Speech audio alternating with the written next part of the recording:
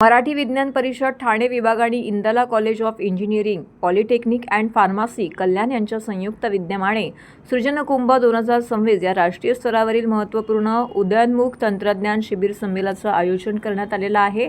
सदर संमेलन 17 व 18 जानेवारी रोजी Indala college of engineering polytechnic and pharmacy Kalyan Murbad road Vapsai Kalyan येथे आयोजित करण्यात आलेला आहे, अशी माहिती एका पत्रकार परिषदेमध्ये दिली।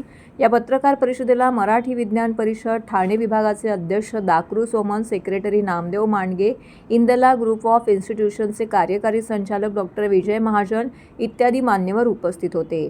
शिखर संमेलन उपक्रमामध्ये शैक्षणिक तज्ज्ञ, संशोधक, उद्योगतज्ञ, स्टार्टअप्स, नवोन्मेषक, उद्योजक आणि विद्यार्थी यांना एकत्र आणून तंत्रज्ञानातील नाविन्यपूर्ण संशोधन, व्यावहारिक उपयोग आणि भविष्यातील संधींवरती उदयोन्मुख तंत्रज्ञान याविषयी सखोल चर्चा करण्यात येणार आहे। इंजिनिअरिंग, पॉलिटेक्निक, ITI, फार्मसी व विज्ञान शाखेतील विद्यार्थी, प्राध्यापक, संशोधन, उद्योग क्षेत्रातील व्यावसायिक, शिक्षण तज्ज्ञ व नवोन्मेष आधारित संस्था, स्टार्टअप यांचाही सदर संमेलनामध्ये समावेश आहे। मराठी विज्ञान परिषद ठाणे विभाग आणि इंदाला कॉलेज या दोघांच्या सहकार्यानं 17-18 जानेवारीला आम्ही आर्टिफिशियल इंटेलिजन्स यावरती 2 दिवसाचं एक संमेलन घेतो आहोत आणि त्यामध्ये वर्कशॉप सुद्धा आहे, ड्रोन वरती वगैरे एक प्रदर्शन आहे आणि मराठी आणि इंग्रजीतून हा विषय सर्वसामान्य माणसापर्यंत न्यायचा आहे।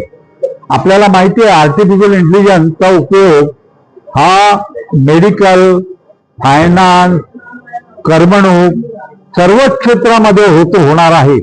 आणखी एक भीती आहे त्या विषयासंबंधी की त्यामुळे अनएम्प्लॉयमेंट होईल, बेरोजगारी होईल अशी भीती आहे।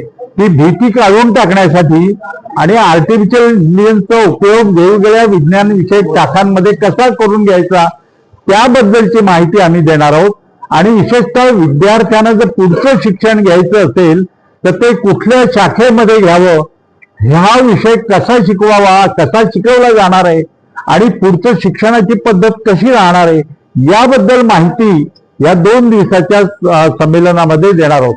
आणि विशेष म्हणजे या विषयासाठी जे तज्ज्ञ आहेत ते त्या क्षेत्रात त्यांनी भरीव कामगिरी केलेली आहे आणि असे तज्ज्ञ बोलवलेले आहेत। महत्वाची गोष्ट ही की उद्यानचा भारत आपल्याला घडवायचा आहे आणि विज्ञान तंत्रज्ञान क्षेत्रामध्ये जी नवीन शाखा उपलब्ध होत आहेत, नवीन संशोधन होत आहेत, ते सामान्य माणसापर्यंत गेलं पाहिजे यासाठी हा उपक्रम आयोजित केलेला आहे।